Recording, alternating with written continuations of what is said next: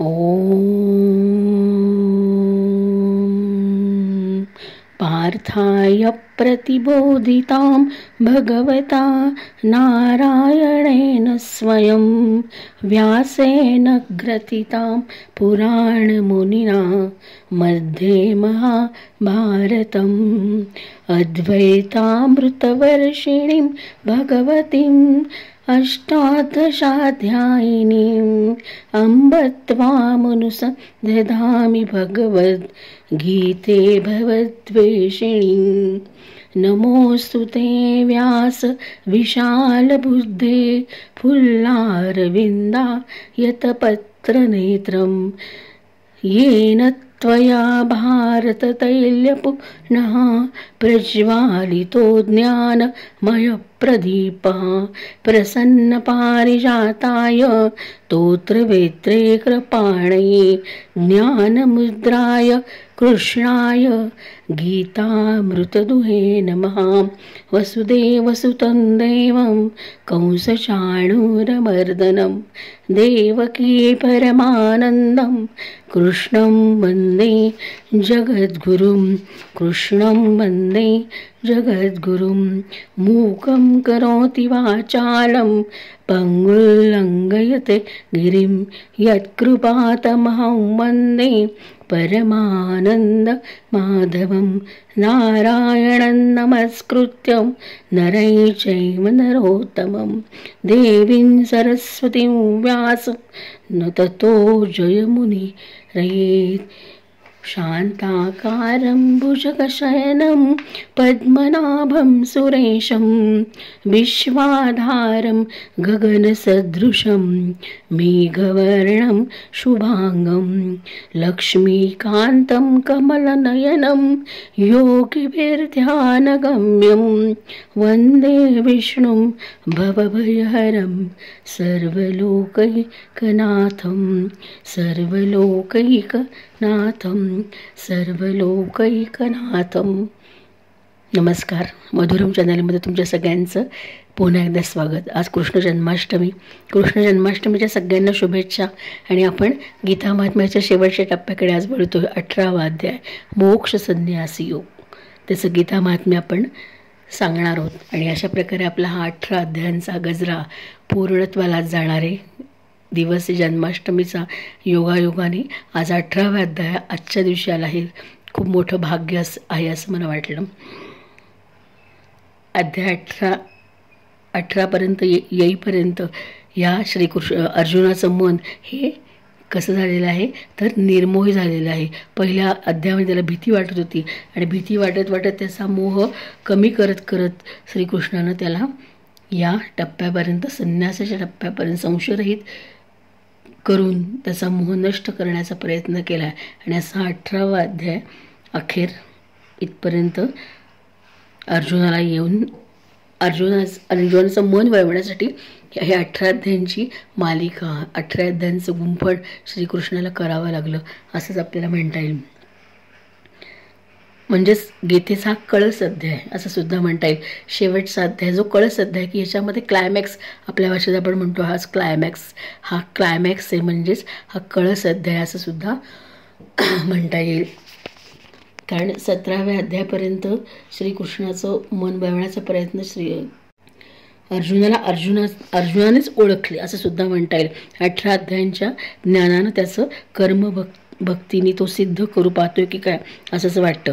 आणि 18व्या अध्यायामध्ये असं दिसतं की श्रीकृष्ण संवादाचा सर्वोच्च संवाद, त्याचं कोंदण या अध्यायात आपल्याला बघायला मिळतं। म्हणजे अर्जुन विषादानं झालेली सुरुवात अखेर अर्जुन उत्कर्षात सजगतेत झाली असंच म्हणता येईल। आणि 18 अध्यायांची ही वीण कर्म, भक्ती, ज्ञान, श्रद्धा, मन, बुद्धीच्या साक्षीनं शेवटी समाप्त झाली असं वाटलं। असा 18वा अध्याय म्हणजे अर्जुनाच्या मनातील गाभाऱ्याचं दर्शन स्वतःच त्याला घडलं नव्हे। गीता हा देखील एक गाभाराच आहे आणि अर्जुनाच्या जो मोह होता त्या मोहाचा विनाश करून त्याचं उत्थान करणारा हा कळस अध्याय असे म्हणता येईल। म्हणजे भगवद्गीतेतील या अध्यायानं कळस घातला असं सुद्धा म्हणता येईल। म्हणजे ब्रह्मज्ञानी कसा ओळखावा, कुणाला म्हणावं याची लक्षणं यात बघायला मिळतात। आणि ज्याच्याकडे त्या असतात मिळतात तो सिद्ध ब्रह्मस्वरूप परमेश्वराचा प्रिय भक्त असतो असंही म्हणता येईल. ते थोडक्यात देवासमोर उभे राहताना आपण सम्राटाप्रमाणे उभं राहायला हवं किंवा बघायला हवं. आपली भक्ती पराभक्ती हवी, त्याच्याकडून मागायला काही उरत नाही. त्यामुळे भगवान भक्त एक होऊन जातात आणि दोघात उरतो तो फक्त सेवक सेवाभाव. असंच थोडासा आविर्भाव आपला असावा आणि असाच आविर्भाव या शेवटच्या अध्यायामध्ये श्रीकृष्ण आणि अर्जुन यांच्यामध्ये बघायला मिळतो असं वाटलं. माझी भक्तासी जो कोणी सांगेल गीता, तो असे माझा प्रिय भक्त आवडता. मला तो प्रिय सर्वाधिक, याहुनी नसे कोणी प्रिय मज या जगात. या धर्मसंवादाचे करील जो अध्ययन, त्याचे असेल हे ज्ञानयज्ञ पूजन. श्रद्धावान जो करेल गीतेचे श्रवण, पापमुक्ती होई पुण्य मिळून. यावर अर्जुन म्हणेल, नक्कीच मोह नाहीसा होऊन मी संशयमुक्त झालो आणि आता मी कोणाची आज्ञा पाळेन, श्रीकृष्णाची आज्ञा पाळेन असं नकळत इथे अर्जुन म्हणेल श्रीकृष्णाच्या या वक्तव्यावरती. म्हणजे थोडंसं असा ह्या अध्यायाचा श्रीकृष्ण संवादाची सुरुवात या यमकाने झाले की काय असं वाटलं. म्हणजे माझी या भक्त असी जो कोणी सांगेल गीता, तो असे माझा प्रिय भक्त आवडता. आणि मग अर्जुन म्हणेल, नष्टो मोह स्मृतिर्लब्धा त्वत् प्रसादान मनयाच्युत स्थितोस्मी गतं देह करिष्ये वचनं तव. अच्युत तत्वप्रसाद मोह नष्ट मया स्मृती लब्धा कथं संदेह स्थिता अस्मी तव वचनं करिष्ये. म्हणजे तो अर्जुन स्वतः श्रीकृष्णाला म्हणाले, श्रीकृष्ण आपल्या कृपेनं माझा मोह नष्ट होऊन गेला आणि मला स्मृती प्राप्त झाली, त्यामुळे मी संशयरहित होऊन राहिलो आहे आणि आता आपल्या आज्ञेचे मी काय करीन, पालन करीन. असाच हा या अध्यायाचा शेवट. म्हणजे गीतेचं महात्म्य सांगून अखेर श्रीकृष्णाने अर्जुनाला विचारले की पार्थ, आत्तापर्यंत सांगितलेला शास्त्र सिद्धांत तू एकांत चित्ताने ऐकलास, त्याचं निराकरण करण्यासाठी मी हे सगळं बोललो, तो तुझा अज्ञानजन्य मोह गेला की नाही आता, अशा प्रश्नाला उत्तर अर्जुनाने अशा प्रकारे दिलं. आणि हा प्रश्न करून देवाने ब्रह्मर्भवपणा अर्जुनाला पुन्हा देहभावावर आणला. पुन्हा यातनं बाजूला करत त्यांनी पुन्हा त्याच्या देहभावाला सुद्धा जागृत केलं. नाहीतर त्याची आनंद अवस्था देवांना कळली नव्हती असं काही नाही, कारण देवच होते ते, त्यांना त्याला कधी आनंद झाला हे नकळत त्याच्याकडे बघूनच कळलं असणार आहे. म्हणजे शिष्याआधी त्याच्या पूर्णत्वाची चाहूल सद्गुरूला नक्कीच लागते असंच म्हणता येईल. म्हणजे अर्जुनाला अजून कार्य करायचं होतं आणि त्यासाठी त्याला द्वैतभावावर आणणं आवश्यक होतं. म्हणून त्या आनंदामध्ये त्याला न ठेवता तिथून अलिप्त कसं करता येईल हे करण्यासाठी त्यांनी हा प्रश्न विचारला. आणि मग श्रीकृष्णाला उत्तर देताना तो म्हणणार, तुझ्या कृपेने माझा मोह नष्ट झाला आणि मला तुझ्या प्रसादाने स्मृती प्राप्त झाली आहे आणि ती संदेहरहित आहे आणि आता मी तुझी आज्ञा शिरसावंद्य मानतो असं अर्जुनानं त्याला उत्तर दिलं.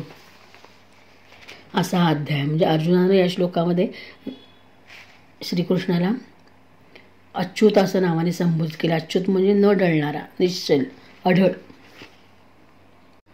अर्जुनानं आत्तापर्यंत ये रे माझ्या मागल्या करत कृष्णाला पुन्हा पुन्हा इतके प्रश्न विचारून भंडावून सोडलं की अनेक संधी उभे केले. आणि एखाद्या माणसाने म्हणलं असतं की माझं डोकं खाऊ नकोस, कर तुला काय करायचं ते, तुला समजावण्यात मी कशा वेळ घालू, एखादा साधा माणूस असं त्यांनी उत्तर दिलं असतं. पण श्रीकृष्ण करुणामय होते, त्यांनी त्याच्या सतत विचारलेल्या प्रश्नांना उत्तर देत राहिलं. तो रागावला नाही किंवा त्रासला नाही किंवा निराशसुद्धा झाला नाही. उलट त्याला अर्जुनाचं उत्थापनाचंच कार्य करायचं होतं. म्हणून पहिल्या अध्यायामध्ये अर्जुनाचा विचार शेवटी अर्जुनाचा उत्थान करून गेला असं सुद्धा म्हणता येईल. म्हणून या मोक्ष संन्यास योगाला 18व्या अध्यायाला कळस अध्याय असं सुद्धा म्हणता येईल. म्हणजे ज्ञान, ज्ञेय आणि या सगळ्यातनं तो काय झाला होता की ज्ञान किंवा जगण्याचा विषय त्याचा जाणणारा सुद्धा झाला होता आणि कर्मामागची त्याची प्रेरणासुद्धा त्याला कळली होती असं अर्जुना असं सुद्धा आपल्याला म्हणता येईल. म्हणजे अर्जुनाचा मीपणा इथे नष्ट झाला आणि हा मी केवळ परमात्म्याच्या प्रसादानेच नष्ट होतो, माझ्या साधनेनं नष्ट होतो, माझ्या तपाने नष्ट होतो, प्रयत्नानं माझं अज्ञान नष्ट करण्याचं धाडस श्रीकृष्णाने केलं असं अर्जुन इथं म्हणतो. आणि तपस्वी त्या सात्विक पवित्र आणि सूक्ष्म शक्तिशाली अहंकारा पुढे परमात्मा काय झाला, श्रेष्ठ ठरला असं सुद्धा म्हणता येईल. मग इथं अर्जुन श्रीकृष्णाला म्हणत असेल की तुझ्या कृपेने मला स्मृती प्राप्त झाली, तुझेनी मज मी पावलो, स्मृती जिला कधी न जागृती करीती असं सुद्धा म्हणता येईल. म्हणजे अर्जुनाला श्रीकृष्णाच्या या सगळ्या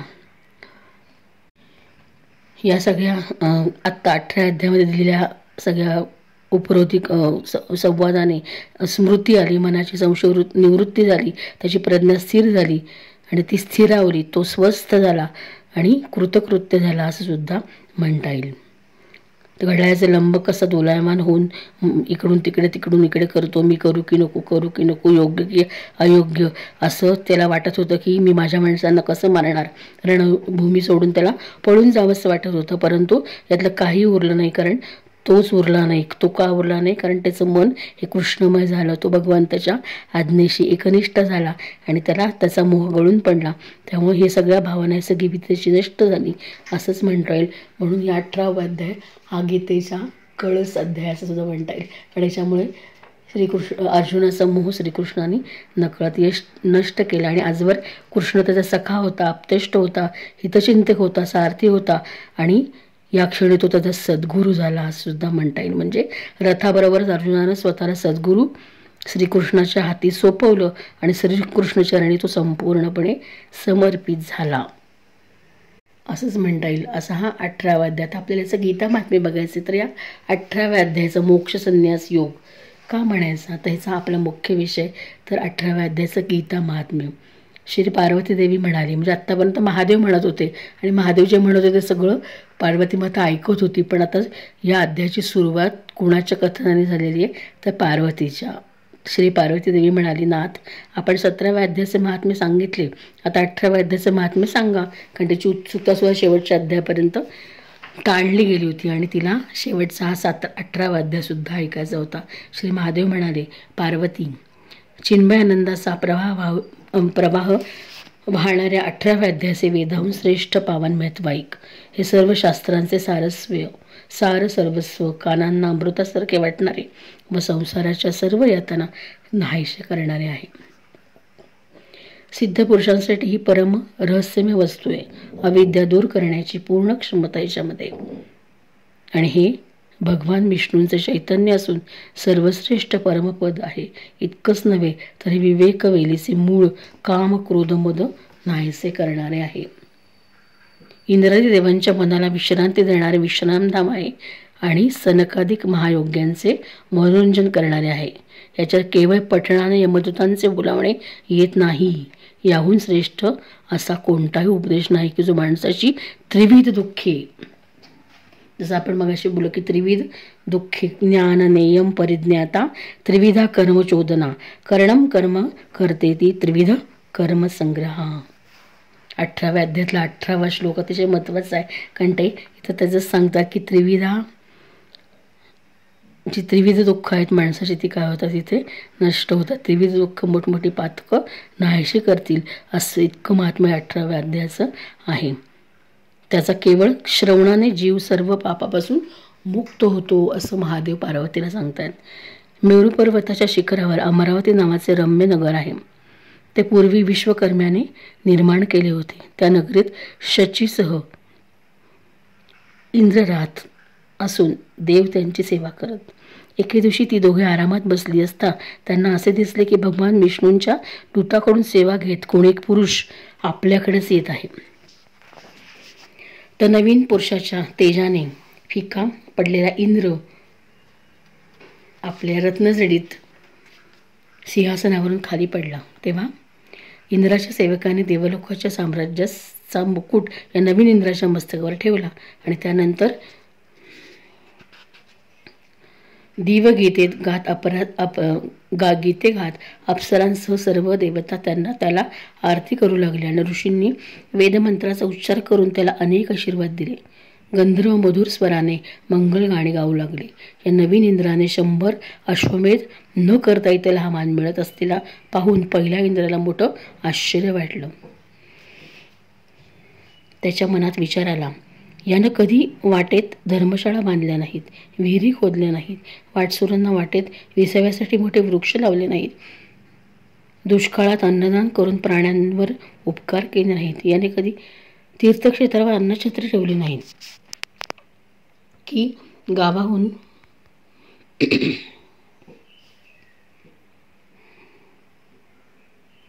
तीर्थक्षेत्रावर अन्नछत्र ठेवले नाहीत की गावाहून यज्ञ केले नाहीत. असे असूनही पुण्याने मिळण्याजोगा साऱ्या वस्तू याला कशा काय मिळत गेल्या, अशा विचारात घडलेला तो इंद्र भगवान विष्णूंना विचारण्यासाठी भक्तिपूर्वक क्षीरसमुद्राच्या किनाऱ्यावर गेला.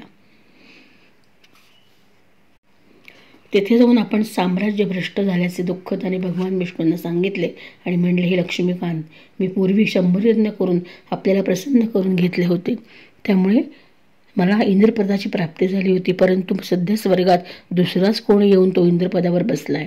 त्याने कोणतेही धर्मानुष्ठान किंवा यज्ञ केलेले नाहीत. असे असताना माझ्या दिव्य सिंहासनावर त्याने अधिकार कसा काय मिळवला? भगवान म्हणाले, इंद्रा, तो नवा इंद्र गीतेच्या 18व्या अध्यायातील 5 श्लोक दररोज म्हणतो.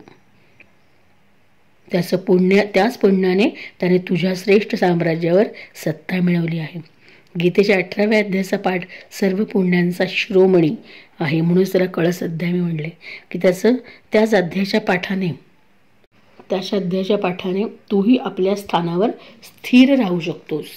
भगवान श्री विष्णूंचे म्हणणे ऐकून व तोच इंद्रपद मिळवण्याचा उत्तम उपाय समजून इंद्राने ब्राह्मणाचा वेश घेतला आणि तो गोदावरीच्या तीरावर गेला. तेथे कालिका ग्राम नावाचे उत्तम व पवित्र नगर आहे. तिथे काळाचाही पराभव करणारे भगवान कालेश्वर विराजमान आहेत आणि त्याच गोदावरीच्या तीरावर एक अतिशय धार्मिक ब्राह्मण होता. तो अतिशय दयाळू वेदपारंगत होता.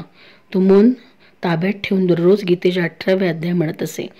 त्याला पाहून इंद्राने मोठ्या भक्तिभावाने त्याच्या चरणांना प्रणाम केला आणि त्याच्याकडून 18वा अध्याय शिकून घेतला. नंतर त्याच पुण्याने त्याने विष्णूंचे सायुज्य मिळवले. इंद्रादी देवलोकांची स्थाने विनाशी असल्याने फारच सामान्य आहे ते जाणून तो मोठ्या आनंदाने श्रेष्ठ वैकुंठाला गेला. म्हणून हा अध्याय मुनींच्या दृष्टीने महत्त्वाचा आहे. पार्वती, 18व्या अध्यायाच्या या दिव्य महात्म्याचे वर्णन पूर्ण झाले. याच्या केवळ श्रवणाने मनुष्य सर्व पापापासून मुक्त होतो. अशा प्रकारे संपूर्ण गीतेच्या अध्यायाचे पापनाशक महात्म्य तुला समजले असेल, जे मी सांगितले. हे भाग्यवती, जो मनुष्य श्रद्धापूर्वक ते ऐकतो त्याला सर्व यज्ञांचे फळ लाभून अंती श्री विष्णूंचे सायुज्य प्राप्त होते.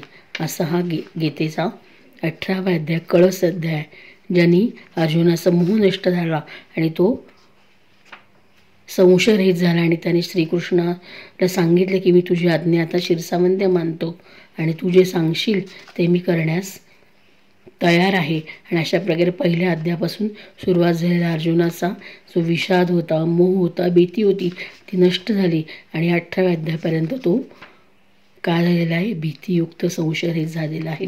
म्हणूनच ज्ञानम मोक्षसे गीतेचा उद्देशच आहे. फलश्रुती नसली तरी गीतेच्या अध्यायामुळं त्याच्या पठणामुळं, मननामुळं, चिंतनामुळं, श्रवणामुळं काय होतं तर पापापासून मुक्ती होते आणि मोक्ष मिळतो. ज्याचं स्मरण केल्याने पापांचा नाश होतो त्याचंच नाव हरी, म्हणून श्रीकृष्णाला हरीसुद्धा म्हटलेलं आहे.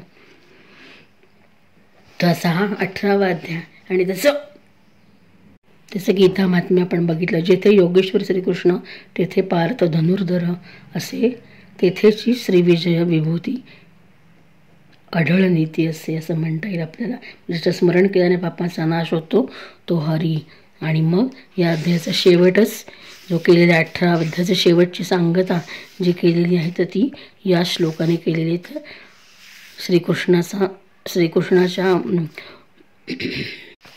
म्हणजे नष्ट मोह स्मृतिर्लब्धा तत्वप्रसादान माच्युत स्थितोस्मी गतन संदेह करिष्ये वशनं तव. अर्जुनाचा मोह इथं नष्ट झालेला आहे आणि मग शेवट जिथे श्रीकृष्ण आहे तर तिथे विजय हा नक्की आहे. म्हणून यत्र योगेश्वर कृष्ण यत्र पार्थो धनुर्धरा तत्र श्री विजयो भूतिर्ध्रुवा नीतिर्मतिर्मम असं म्हटलं जातं. आणि अशा प्रकारे या 18व्या अध्यायाचं इथं अध्यायाने या श्रीकृष्ण संवादाची समाप्ती होते. आणि श्रीकृष्ण अर्जुनाला मोहातून मुक्त करतो. ज्ञान, कर्म, भक्ती याच्या आधारे तो श्रीकृष्णाचा भक्त होऊन जातो आणि श्रीकृष्ण त्याचा सद्गुरू होऊन जातो. असं गीता महात्म्य आपण आत्तापर्यंत 18 अध्यायांचं गीता महात्म्य बघितलं आणि गीतेचा 18 अध्यायांचं थोडीशी पूर्वपटिका बघितली. या अध्यायामध्ये काय बघायला मिळतं तसं या अध्यायातला हा निष्ठो मोहस्मृतिर्लब्धात प्रसादान्मयाच्युत हा श्लोक आपण बघितला तर तो महत्त्वाचा. आणि थोडंसं प्रत्येकामध्ये काहीतरी चार्मिंग आपण बघितलं आणि त्यातनं थोडासा एखादा श्लोक जरी रोज म्हणला तरी आपली अख्खी गीता ही स्मरण केल्यासारखं होईल असं वाटलं. म्हणून प्रत्येकामध्ये एक श्लोक सांगण्याचा मी प्रयत्न केला पूर्वपीठिकेमध्ये. मला जे स्मरलं भावलं ते मी बोलण्याचं इथे. म्हणजे यत्र योगेश्वर कृष्णो यत्र पार्थो धनुर्धरा तत्र श्रीविजय भूतिर्ध्रुव नीतिर्मय मम या भगवतीचा समारोप आहे. तर हा फार महत्त्वाचा आहे असं सुद्धा म्हणता येईल की गीता ही सप्तशती मंत्र प्रतिपाद्य भगवती आहे असं आपण म्हणलं तरी वावगं ठरणार नाही. आणि मोहनिरसन करायला शिकवते ती गीता आपली माऊली आहे असंही आपल्याला म्हणता येईल. आणि मानवतेच्या सेवेची प्रेरणा देते ती भगवद्गीता. आणि त्या भगवद्गीतेचं गीता महात्म्य गीतेच्या प्रत्येक अध्यायाची पूर्वपीठिका थोडीशी सांगण्याचा मी प्रयत्न केला. तुम्हाला तो आवडला असेलच. तर असा आपल्या 18 अध्यायांचा गजरा आपल्या तोरडाच इथे संपूर्णला जाते. आणि हे पुष्प मी श्रीकृष्णाचरणी अर्पण करते आणि यातनं अलिप्त होते. तुम्हाला सगळ्यांना आवडलं असेलच. पुन्हा भेटूच. जय श्रीकृष्ण.